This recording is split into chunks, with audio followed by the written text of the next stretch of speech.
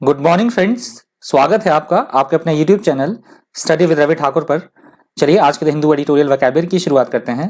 Vocabulary के PDF के लिए आप मुझसे टेलीग्राम ग्रुप पे जुड़ सकते हैं। मेरे टेलीग्राम ग्रुप का नाम है स्टडी विद रवि ठाकुर। तो इस डॉक्यूमेंट की पीडीएफ आपको टेलीग्राम ग्रुप पे मिल जाएगी। टेलीग्राम ग्रुप का लिंक मैं डिस्क्रिप्शन बॉक्स में भी डाल दूंगा, तो आप डिस्क्रिप्शन बॉक्स में जाकर मेरे टेलीग्राम ग्रुप के लिंक को एक्सेस कर सकते हैं। तो चलिए शुरू करते हैं आज की वोकैबुलरी।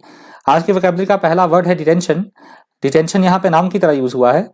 इसका मतलब होता है किसी को नजरबंद करना, उसको उसके घर में ही कैद करके रखना, या फिर हम बोल सकते हैं किसी को जेल में डाल देना, कैद करके रखना, जेल में डालना किसी को, उसको बोला जाता है इंग्लिश में detention. Detention is when someone is arrested और put into prison, that is called detention. Next word है रीटरेट। रीटरेट यहाँ पे वर्ब की तरह यूज हुआ है। इसका मतलब होता है किसी बात को बार बार कहना, उसको जोर देकर बार बार दोहराते रहना, उसको बोला जाएगा reiterate. If you reiterate something, you say it again, usually in order to emphasize it. That is called reiterate. Next word है pledge. Pledge यहाँ पे verb की तरह यूज हुआ है।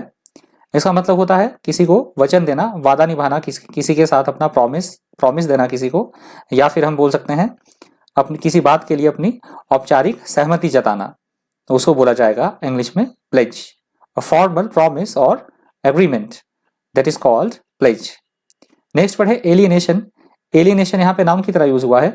इसका मतलब होता है किसी के दुश्मनी के चलते किसी से दूर रहना, अलगाव होना या फिर अलग हो जाना, उसको बोला जाएगा alienation. Separation resulting from hostilities, that is called alienation. Next word है कोलिजन। कोलिजन यहाँ पे नाम की तरह यूज हुआ है। इसका मतलब होता है एक या एक से अधिक राजनीतिक पार्टियां जब मिलकर कोई सरकार बनाए तो उस अवस्था को बोला जाएगा कोलिजन।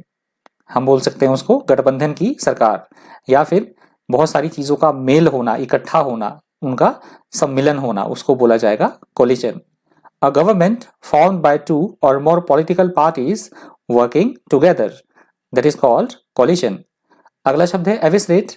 एविसरेट यहाँ पे वर्ब की तरह यूज हुआ है। इसका मतलब होता है किसी व्यवस्था को, किसी सिस्टम को, या फिर किसी ऑर्गेनाइजेशन को, किसी संगठन को कमजोर करना, उसको क्षीण कर देना, उसको बोला जाएगा eviscerate. If you say that something will eviscerate an organization or system, you are emphasizing that it will make the organization or system much weaker or much less powerful. That is called eviscerate. Next word है prognosticate. Prognosticate यहाँ पे verb की तरह use हुआ है। इसका मतलब होता है किसी बात का संकेत देना, भविष्य बतलाना, या फिर किसी घटना का पूर्व संकेत दे देना, पहले से ही फ्यूचर के बारे में बताना, उसको बोला जाएगा prognosticate. To foretell future events according to present science और indicators, prophecy, that is called prognosticate. अगला शब्द है कॉन्ट्रैक्शन। कॉन्ट्रैक्शन यहाँ पे नाउन की तरह यूज हुआ है। इसका मतलब होता है सिकुड़न की प्रक्रिया या किसी चीज को छोटा करना, संक्षिप्तीकरण की प्रक्रिया, उसको बोला जाएगा कॉन्ट्रैक्शन। कॉन्ट्रैक्शन वर्ड का यूज एडिटोरियल में होता है इकोनॉमी की, जो हमारी अर्थव्यवस्था है उसके कम होने की सेंस में, उसमें सिकुड़न की सेंस में अक्सर इसका यूज होता है कॉन्ट्रैक्शन का। द प्रोसेस ऑफ बिकमिंग और of making something become smaller और shorter, that is called contraction. Next word है severe.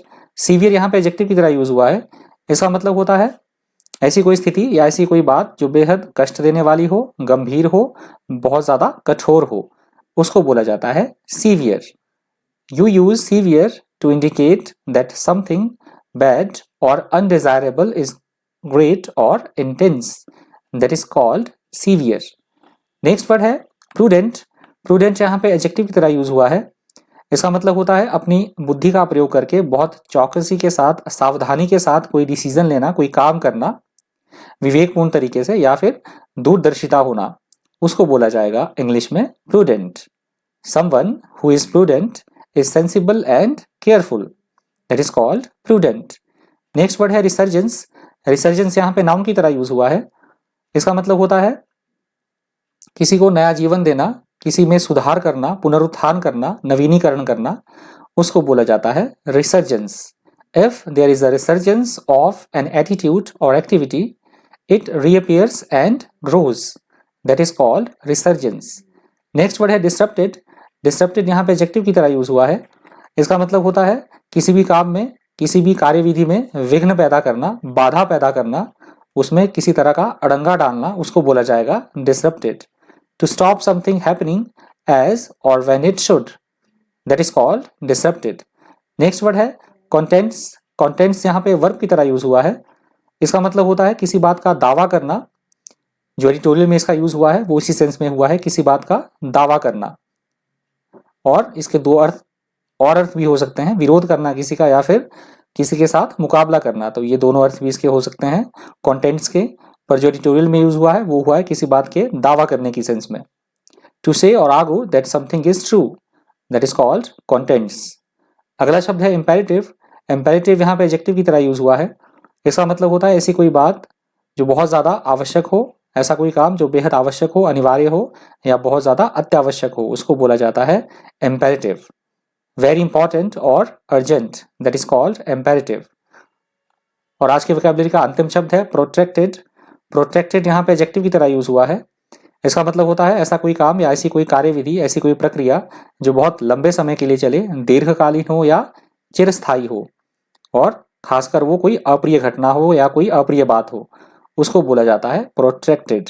Something, usually something unpleasant that is protracted lasts a long time, especially longer than usual or longer than you hoped, that is called protracted।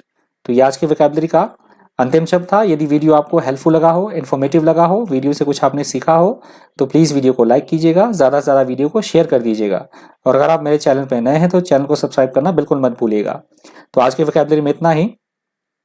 Thank you, thanks for watching.